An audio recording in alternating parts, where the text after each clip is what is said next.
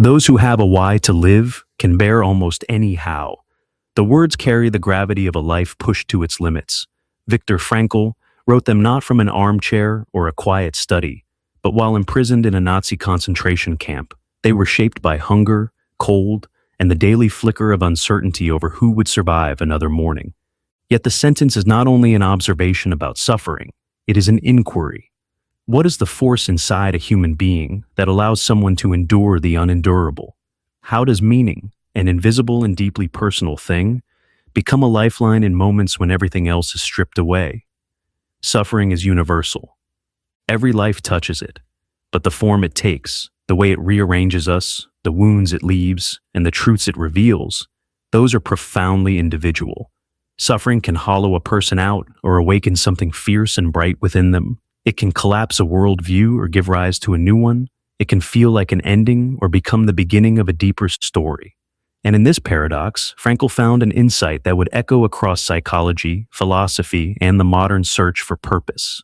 Pain is not inherently transformative, but the meaning we draw from it can transform us beyond measure.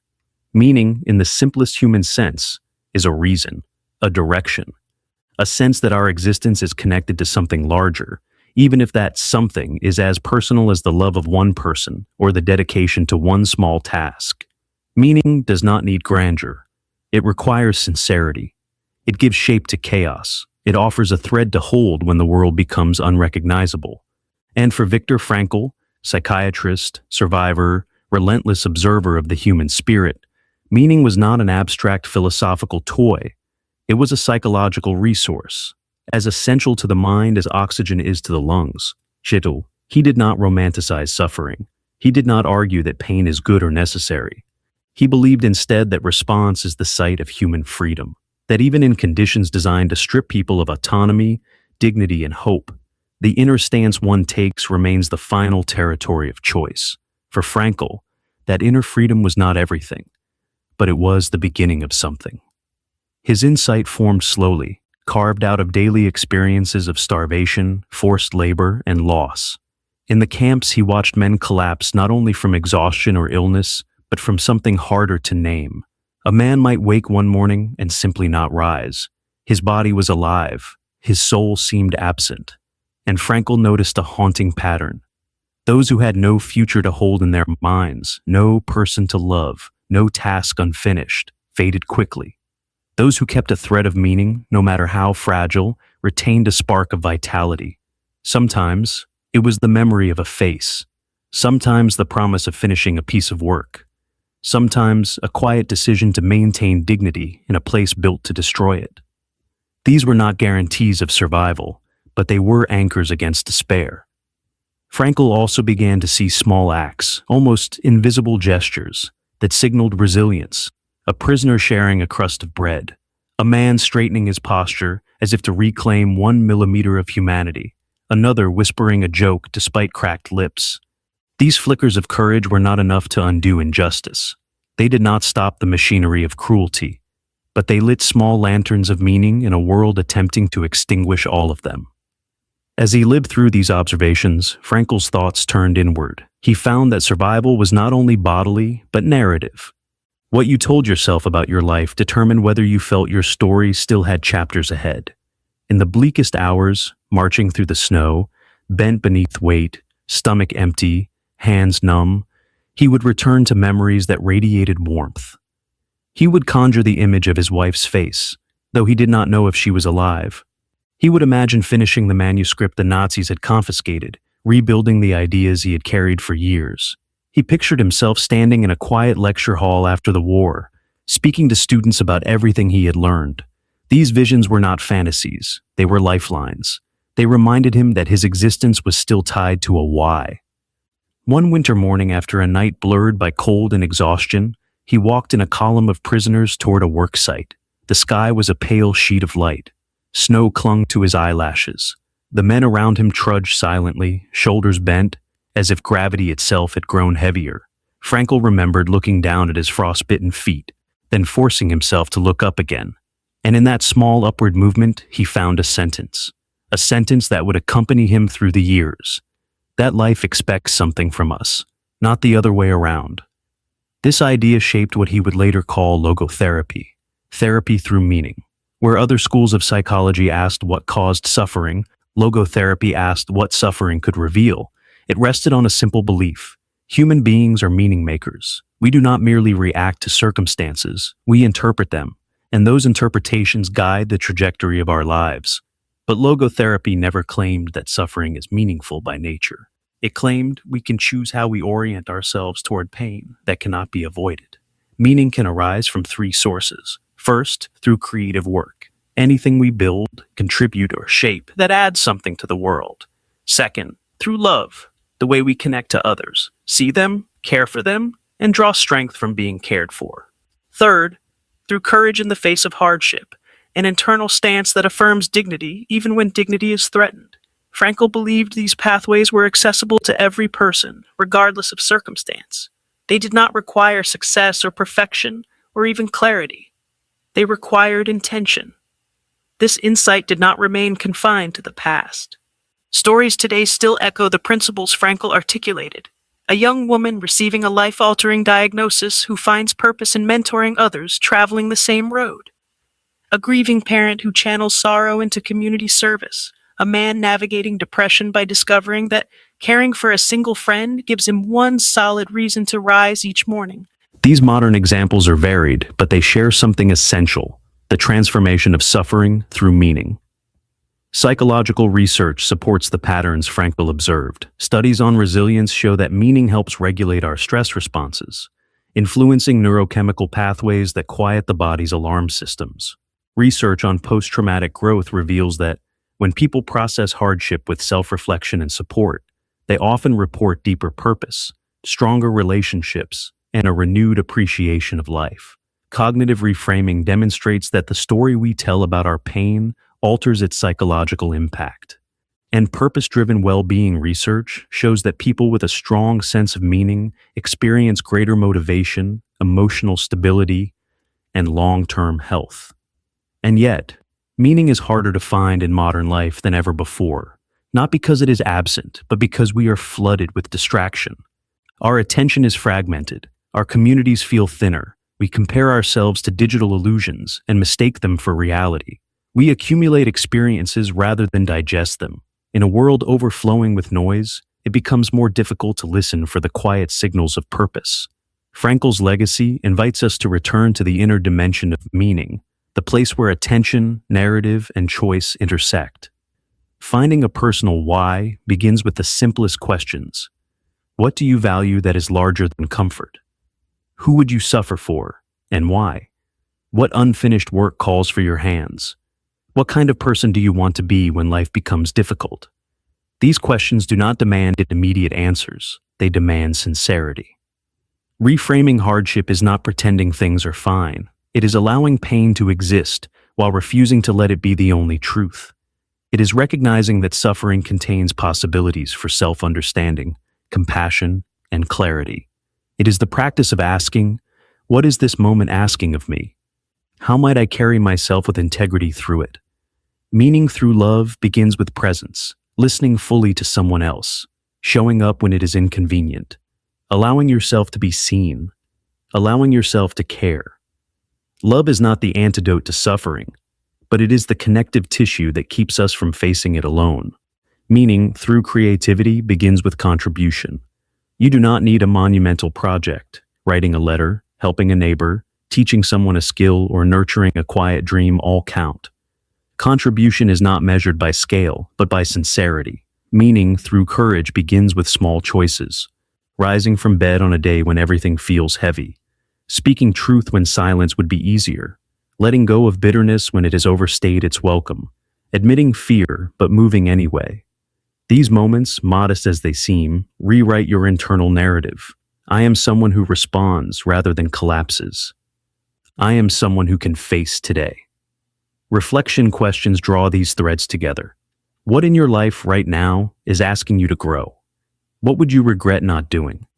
Whose life is touched by your presence in ways you might underestimate?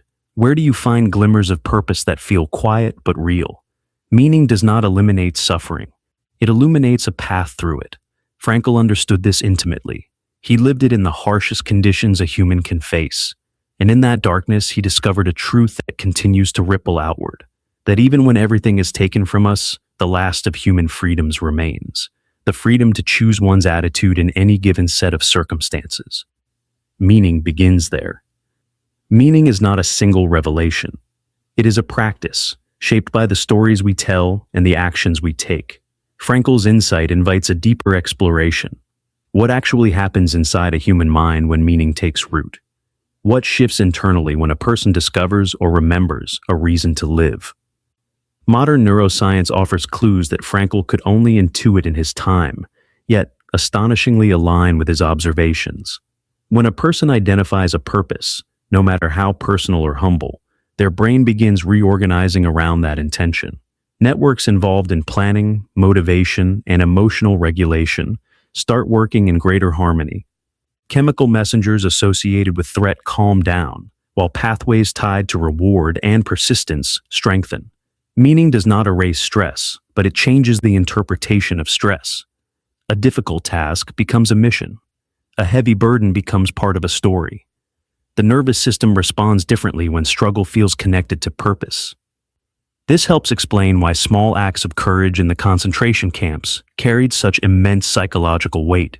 When a prisoner shared a crust of bread or whispered a word of comfort, that moment, brief, almost invisible, asserted a narrative. I still choose who I am. I still participate in a world of values. In a place designed to crush identity, these acts restored a sense of authorship. This inner authorship, fragile yet resilient, is a cornerstone of meaning. Frankl saw meaning as something dynamic, not static.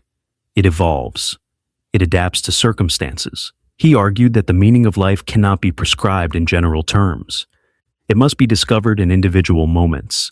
Life asks questions, and we respond. In times of joy, the question might be how to express gratitude.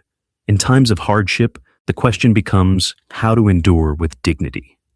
This viewpoint contrasts with the modern assumption that purpose must be grand or permanent.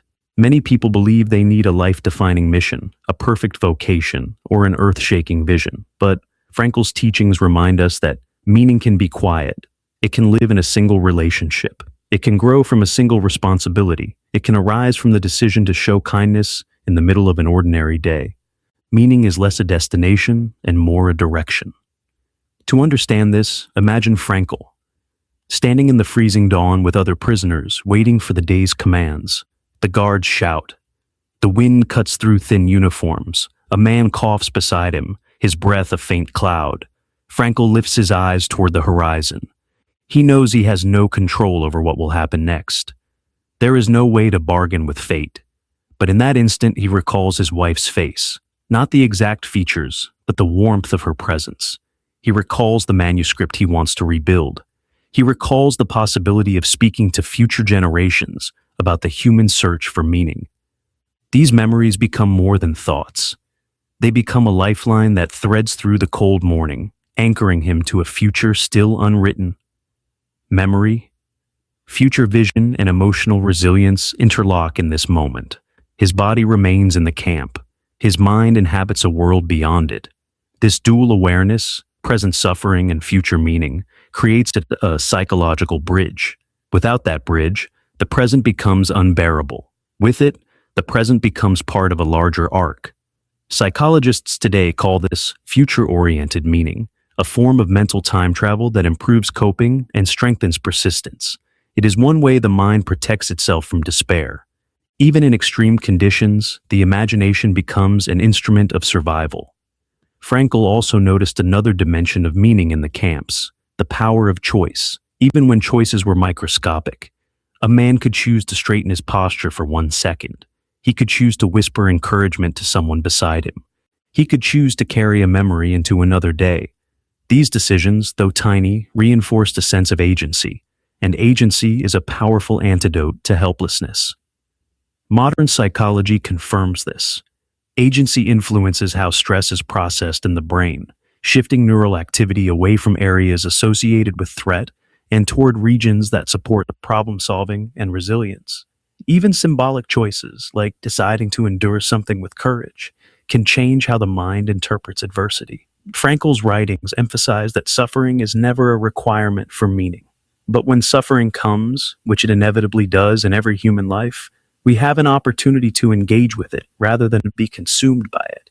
That engagement can lead to growth, but only when the suffering is unavoidable. We do not pursue it.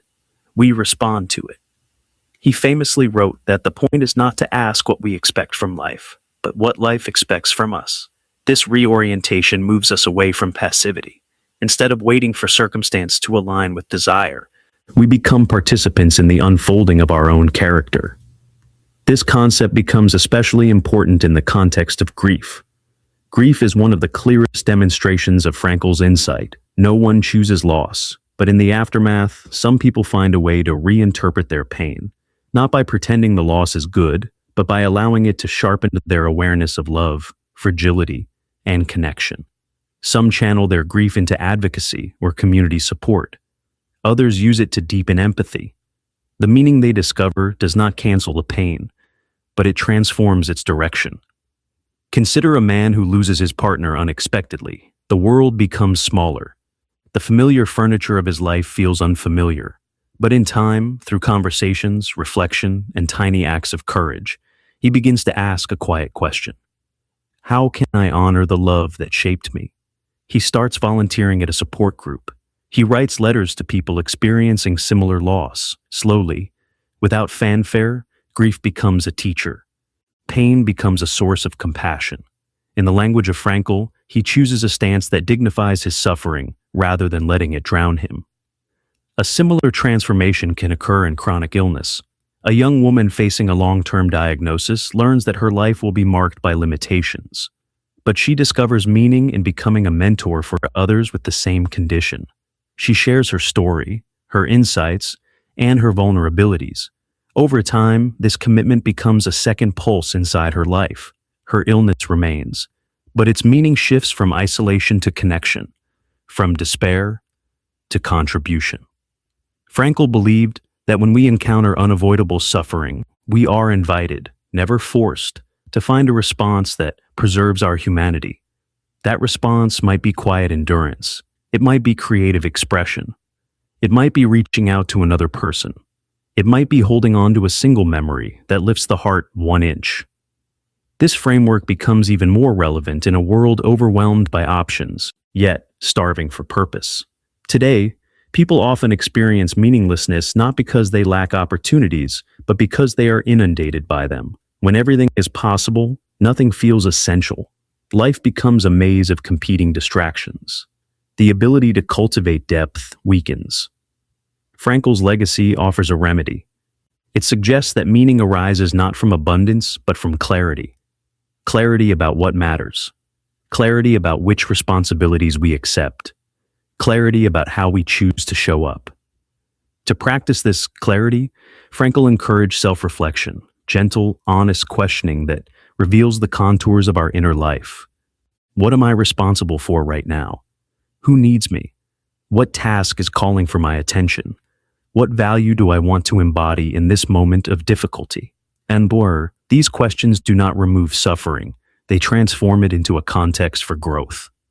A person navigating a career crisis might ask, what deeper value is at stake for me? Am I seeking stability, creativity, service, or recognition? When they identify the core value, perhaps a desire to contribute to others' well-being, the crisis becomes a compass rather than a void. They realize they are not lost. They are being redirected. Another person coping with loneliness might ask, what kind of connection am I longing for? And how can I take one small step toward it? The step might be joining a group, starting a conversation, or showing kindness to a stranger. Small actions can restore the sense of belonging that loneliness erodes. Meaning is built through these small steps. It accumulates. It gathers texture over time. Frankl's insights also intersect with the modern science of narrative psychology, which studies how the stories we tell about our lives shape our identity. People who frame their hardships as chapters in a meaningful story tend to show greater resilience and well-being. They view themselves not as victims of fate, but as characters capable of growth. Frankl embodied this narrative reframing. He interpreted his imprisonment not as a meaningless rupture, but as a crucible for discovering truths about human nature. This does not minimize the horror he endured.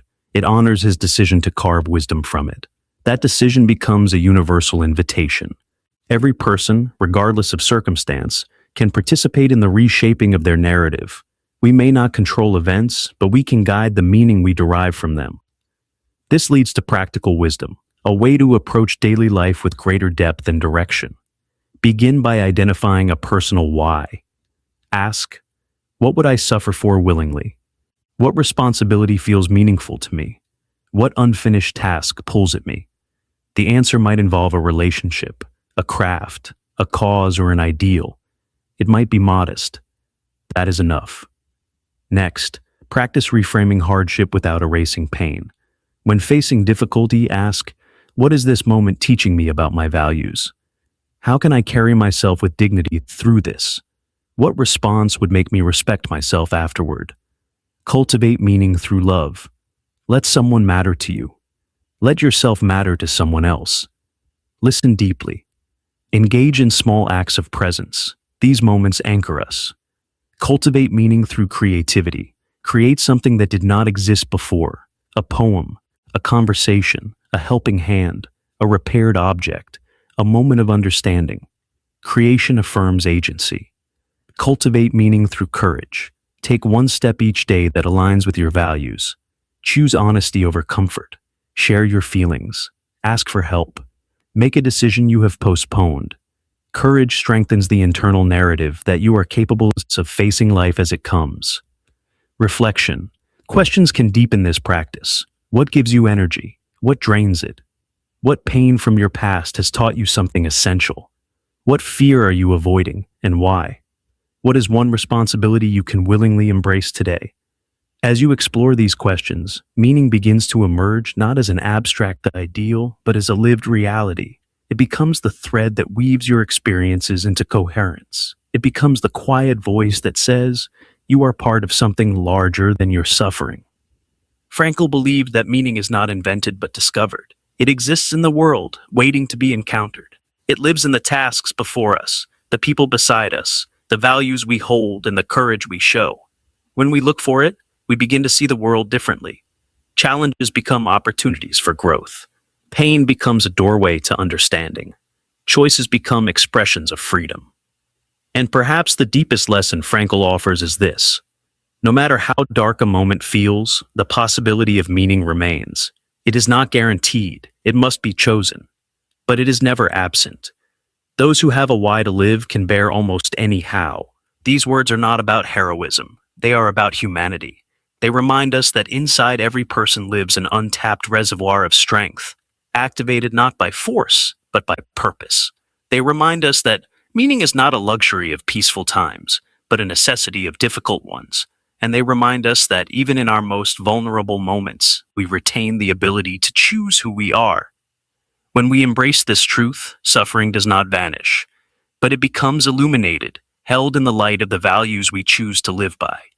And in that light, we move forward with a sense of direction, carrying the quiet knowledge that our lives, regardless of circumstance, can still hold purpose, connection, and dignity. Meaning begins again and again with the choice to see it.